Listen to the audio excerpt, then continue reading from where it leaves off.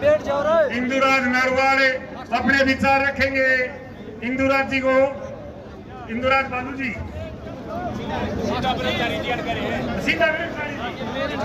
चलो ठीक है। हमारे बहुत ही सम्मानित नेता, हमारे लोकसभा प्रत्याशी सतपाल ब्रह्मचारी जी, सबके महबूब नेता, जिनका आप 6-7 घंटे से इस गर्मी में इंतजार कर रहे थे, सतपाल ब्रह्मचारी जी अपना विचार रखें।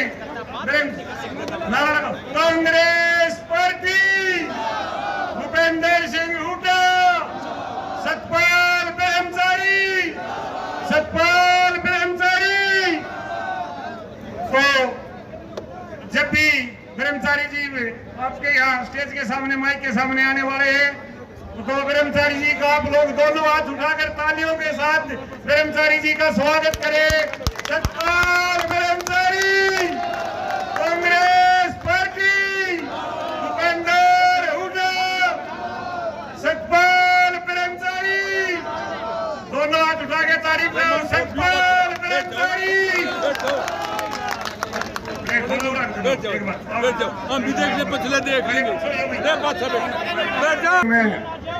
आज के मुख्य अतिथि हमारे हरियाणा के यशस्वी, जिनके नेतृत्व में बहुत जल्दी कांग्रेस की सरकार बनने जा रही है, श्रीमान भूपेंद्र हुड्डा साहब, उपस्थित सभी जुलाना के सम्मानित आदरणीय नेतागण, हमारे विधायक गोहाना से चौधरी जगबीर सिंह मलिक जी, बड़ौदा के विधायक हमारे भाई भालू जी, और यहाँ पर हमारे प्रदेश में विद्वान प्रवक्ता चौधरी साहब के हनुमान के रूप में माननीय प्रोफेसर चौधरी वीरेंद्र सिंह जी, समस्त कार्यकर्ता, नौजवान साथियों, मेरे बुजुर्गवार, आज केवल माननीय हुड्डा साहब सफीदों जीन प्रत्येक 9 की 9 विधानसभाओं में आप प्रचार के लिए कार्यकर्ताओं को संबोधित करने आए हैं। मैं कहना चाहता हूं कि आपकी 3 महीने के अंदर कांग्रेस की सरकार हरियाणा में बनने जा रही है। मेरे में जो विश्वास व्यक्त किया है, मैं आपकी आज्ञा से कहना चाहता हूं, चौधरी साहब, जो आपने विश्वास व्यक्त किया है, मैं खरा उतरने की पुरजोर कोशिश करूंगा और आपकी आवाज, सोनीपत की आवाज पूरे हिंदुस्तान में बोलेगी चौधरी साहब के नेतृत्व में। मैं पुनः आप सबको प्रणाम करता हूं, इस धरती को प्रणाम करता हूं, समान साथियों को प्रणाम करता हूं, मातृशक्ति को प्रणाम करता हूं, यहाँ संतों को प्रणाम करता हूं।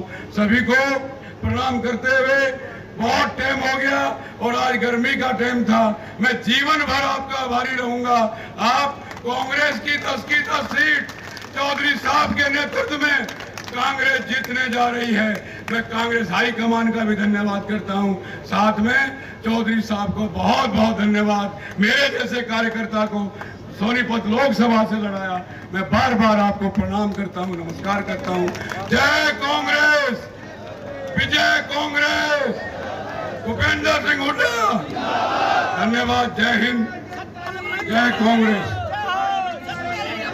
और जुलाना की जो समस्याएं होंगी, जितनी भी समस्याएं होंगी जुलाना हल्का की, सारी पूरी करने की कोशिश नहीं, आपको विश्वास दिलाता हूं, चौधरी साहब के नेतृत्व में पूरी होंगी। और हमारे यशस्वी विधायक श्री सुभाष गांगुली जी, जो रात दिन इस चुनाव में 24 घंटे कार्य कर रहे हैं, उनको मैं बहुत साधुवाद देना चाहता हूं, उनकी प्रशंसा करना चाहता हूं। सभी विधायक, 5 के 5 विधायक जो हमारे चुनाव लड़े साथी हो भी और आगे लड़ेंगे वो भी, सब मेरे साथ हैं। मैं आपका बहुत बहुत आभार व्यक्त करता हूं। धन्यवाद। जय हिंद, जय कांग्रेस।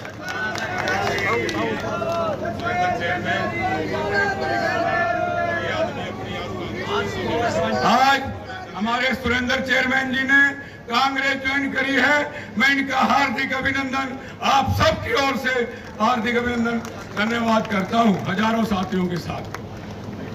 कुलदीप शर्मा जी, नरेंद्र कमासखेड़ा इन्होंने से आए हैं, कृष्ण रोहेला पूर्व पार्षद, बलवान सैन पूर्व प्रधान रहे, इन सभी का हार्दिक अभिनंदन, स्वागत करता हूं, सम्मान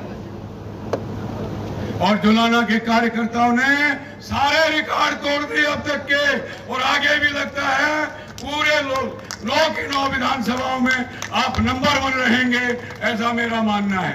लेकिन यहाँ मेरे साथी सभी हमारे आदरणीय विधायक आपस में शर्त लगा रखी है, भालू जी ने, चौधरी जगवीर सिंह मलिक जी ने, सुभाष जी ने, कि हम अपनी विधानसभा में नंबर 1 रहेंगे। मैं पुनः आपका आभारी हूं, धन्यवाद करता हूं। कांग्रेस को वोट देना, सतपाल ब्रह्मचारी को विजय बनाना, चौधरी साहब को ताकत देना। धन्यवाद। जय हिंद, जय कांग्रेस। चौधरी भूपेंद्र सिंह हुड्डा, भाई दीपेंद्र हुड्डा, कांग्रेस पार्टी। कर्मचारियों का हार्दिक अभिनंदन करता हूं, जो पूरे समर्थन, पूरे चुनाव में कांग्रेस के समर्थन में है। आप पार्टी के जो लोग हैं उनको भी प्रणाम करता हूं, अन्य जो घटक हैं इंडिया संगठन के, उनको सबको बहुत बहुत साधुवाद, प्रणाम, नमस्कार, जय हिंद, जय कांग्रेस।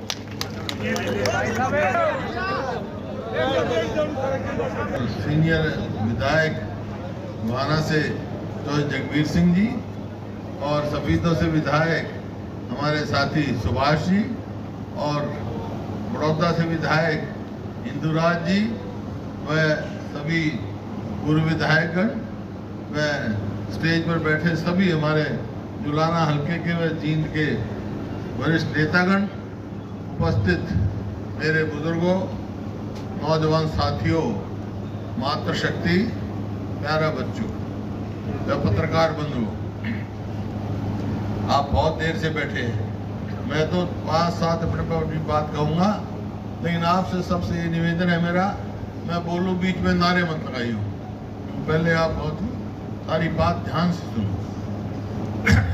आज हम यहाँ इकट्ठे हुए हैं लोकसभा के चुनाव के लिए, और ये लोकसभा चुनाव पूरे देश में हो रहा है, और कांग्रेस पार्टी के साथ एक गठबंधन बना है, और बहुत सारी पार्टी है, चाहे आप पार्टी हो, चाहे कम्युनिस्ट पार्टी हो, चाहे आपकी समाजवादी पार्टी हो, ऐसे बहुत सारी पार्टियां हैं। ये गठबंधन बना है, उसका नाम है इंडिया अलायंस। अब सवाल इस बात का है कि क्या जरूरत थी इसकी, इंडिया अलायंस की? सब पार्टी अपने आप में सक्षम थी, चुनाव लड़ेगी, वो क्या मकसद था इस अलायंस का? मकसद, मुख्य मकसद एक ही है कि देश का संविधान बचाना है, और संविधान बचेगा तो प्रजातंत्र बचेगी, आपके अधिकार बचेंगे। ये मकसद लेके पूरे देश में। तो यहाँ जो हमारे ब्रह्मचारी जी हैं, ये कांग्रेस के भी उम्मीदवार हैं और अलायंस के भी हैं। वहाँ मजबूत अलायंस बना है देश में, और लगता जैसे हवा चल रही है कि केंद्र में भी केंद्र सरकार कांग्रेस ही बनेगी। सवाल इस बात का है कि जैसे मैंने कहा थोड़ा ही समय लोगों ने, अब कुछ मैनिफेस्टो तैयार किया राहुल गांधी के नेतृत्व में, केंद्र के लिए और स्टेट का अलग है। अगर केंद्र के सरकार बनेगी तो हर वर्ग के लिए, चाहे वो किसान है, चाहे युवा है, चाहे महिला है, चाहे गरीब आदमी है, उनके लिए प्रावधान किया है न्याय पत्र का है। वो न्याय पत्र आपके घर घर पहुंच जाएगा, और आपने ही चुनाव लड़ना। जितने साथी आए हैं सबको घर घर पहुंचाना है कि क्या करेगी कांग्रेस आएगी। तो सबसे पहले तो केंद्र में 30 लाख 10 साल में पोस्ट खाली है सरकारी, जो नौकरी नहीं लगाई इन्होंने। कहते थे हम इतनी नौकरी लगाएंगे, 30 लाख खाली छोड़ रखी है। 1 साल के अंदर अंदर 30 लाख नौकरी वाला है। और जो बेरोजगारी है, बेरोजगार हमारे साथी हैं, वो उनको अप्रेंटिसशिप 1 लाख रुपए साल के देंगे। और इसी प्रकार से परिवार में जो सबसे वरिष्ठ महिला हैं, बुजुर्ग हैं, उनको सबको 1 लाख रुपए साल का उसको देंगे, ताकि उसका मान सम्मान से रहें। और किसान के लिए MSP की लीगल गारंटी देंगे, और स्वामीनाथन के फार्मूले पे देंगे। और किसान को कर्जे में डुबा दिया, पिछले 10 साल में कई गुना कर्जा बढ़ गया किसान के ऊपर। तो किसान को कर्ज माफी से लेकर कर्ज मुक्त तक लेके जाएंगे। और जो ये मिड डे मील है या आपका आंगनवाड़ी की कार्यकर्ता हैं या इस किस्म की जो केंद्र सरकार से एड आती है, उनकी सबकी डबल होगी। ऐसे बहुत सारे मुद्दे हैं जो केंद्र सरकार में जो न्याय पत्र में दिया है। अब सवाल इस बात का है कि आज मैं लोकसभा के लिए आया हूं आपके लिए निवेदन करने के लिए, तो ये जो चुनाव है सोनीपत लोकसभा का, एक बात लिख लो, ये अकेला लोकसभा का एमपी बनाने का नहीं है। ये फैसला करेगा कि 3 महीने के बाद जो चुनाव होगा इस पार्टी की सरकार होगी। मैं सारे हरियाणा में घूमता हूं, घूम के आया हूं, और जिस हिसाब से 36 बिरादरी का समर्थन मिल रहा है, उसके आधार पे मैं कह सकता हूं 36 बिरादरी ने मन बना रखा है कि आने वाली सरकार कांग्रेस की बनाएंगे। क्यों बनाएंगे? क्यों बनाएंगे? क्योंकि वो मेरा हरियाणा 2014 में जो प्रति व्यक्ति आय में, प्रति व्यक्ति निवेश में, कानून व्यवस्था में, नौकरी देने में, खेल और खिलाड़ियों में पूरे देश में नंबर 1 था 2014 में जब हमने सरकार छोड़ी। और आज किस चीज में नंबर 1 हो गया भाई? बेरोजगारी में पूरे देश, मेरे आंकड़े नहीं है, ये प्लानिंग कमीशन के आंकड़े हैं। बेरोजगारी में, महंगाई में, अपराध में, और खेल और खिलाड़ियों तो आपने देख ली। हमारी जो पहलवान बेटियां थी उनको किस प्रकार से जंतर मंतर पे घसीटा गया, मजबूर हो गई वो बैठने के लिए, आज भी मजबूर है। तो ये इस वास्ते लोगों ने मन बना लिया कि सारे वर्ग भाई इस मौजूदा सरकार से तो हैं, तो इस वास्ते कांग्रेस की सरकार बनाएगी। अब सवाल इस बात का आता है, आपसे पूछ सकते हैं भाई ठीक है तो हम एमपी भी बना देंगे और कांग्रेस की सरकार भी बन जाएगी हरियाणा में, तो कांग्रेस की सरकार बनने के बाद क्या करोगे? जो हम कहते हैं वो हम करते हैं भाई। पहले भी क्या, मैंने कहा बिजली के बिल, मैं यहीं से गया था पदयात्रा से, तो जब कितना 1600 करोड़ एक कलम से माफ किए थे किसान के बिजली के बिल, और बिजली सस्ती कर गया था। आज तक इनकी हिम्मत नहीं उसको बढ़ाए। किसान को अच्छा भाव मिलता था, समय पे पेमेंट होती थी, आज किसान बर्बादी पर है। आज किसान अपनी आवाज उठाता है काले कानून के खिलाफ तो लाठियां से बरसाई जाती हैं, रास्ते खोदे जाते हैं, कीलें ठोकी जाती हैं, और कितने जो है किसानों की यहाँ कुर्बानियाँ हुई हरियाणा में, आपको मालूम है 700 से ज़्यादा। तो लेकिन इसी वास्ते जो अगर सरकार बनेगी भाई कांग्रेस की, तो आज मैं कह के जा रहा हूँ सरकार बनते पहला काम करेंगे अपने बुजुर्ग की पेंशन 6,000 रुपये करेंगे, 6,000 रुपये 6,000 रुपये, और गरीब आदमी की 300 यूनिट बिजली माफ करें। और गैस का सिलेंडर जो 400 का था 2014 में, अब हो गया 1200 का, तो वो 500 से ज़्यादा कर देंगे। इसी तरह जैसे मैंने कहा बेरोजगारी भी नंबर 1 है हरियाणा। क्यों है? कि उन्होंने नौकरी लगाई थी, एक निगम बना दिया कौशल रोजगार निगम। उसका क्या काम है? ना तो मेरिट उसमें, ना पक्की नौकरी उसमें, ना पेंशन उसमें, ना रिजर्वेशन उसमें, बस मर्जी ठेका सिस्टम कर दिया। अब तो ठेके बंद करने की बात करी थी, ये खुद से सरकार ठेकेदार बन गई। और भ्रष्टाचार व्यापक रूप पे वहाँ पे भ्रष्टाचार फैला, और उसका नतीजा ये हुआ 2000 पक्की नौकरी खाली छोड़, बड़ी स्थान नौकरी नहीं लगाई। तो भाई अगर हमारी सरकार आएगी तो 1 साल के अंदर 2 लाख हरियाणा में, खाली 2 लाख हरियाणा में बनाएंगे। इसी प्रकार से हमने गरीब आदमी के लिए 4 लाख से ज़्यादा 100 गज के प्लॉट दिए थे, डेवलप करके दिए पूरे हरियाणा में।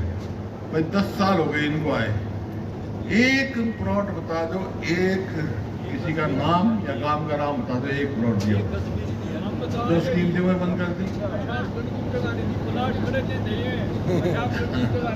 हाँ, तो इसी प्रकार से जो कर्मचारी हैं उनका ओल्ड पेंशन स्कीम हम देंगे, वायदा कर रखा है। खिलाड़ियों के लिए पदक लाओ, पद पाओ की वो करेंगे। और भाई जो भी समाज के जिम्मेवार आदमी है ना, जैसे छोटी सरकार कहते हैं पंचायत को, सरपंच पीटे ही ना भाई, वो अपनी मांग करने गए। और नंबरदारों का तो सरपंच हैं, नंबरदार हैं, इनका भाई जो पहले मान सम्मान होता था उतना ही होगा, उतने अधिकार होंगे इनके, ताकि आगे से गांव के चौकीदार हैं पक्के नहीं गए। अब तक नए कलम से कितने चौकीदार लगाए थे गांव के, सफाई कर्मचारी लगाए, उन्हें पक्के निकले। इस प्रकार से इस सरकार से हर वर्ग नाराज है। तो यह समय है सरकार कब बन सकती है आपकी? जब बन सकती है जब पार्लियामेंट में भारी बहुमत से ब्रह्मचारी जी को जिताओगे। सरकार बनाना चाहो ना, हैं? तो सरकार बनानी है तो ब्रह्मचारी जी को भारी बहुमत से जिताना है। जिताओगे? हाथ खड़े करके बता दो। बहुत बहुत धन्यवाद भाई।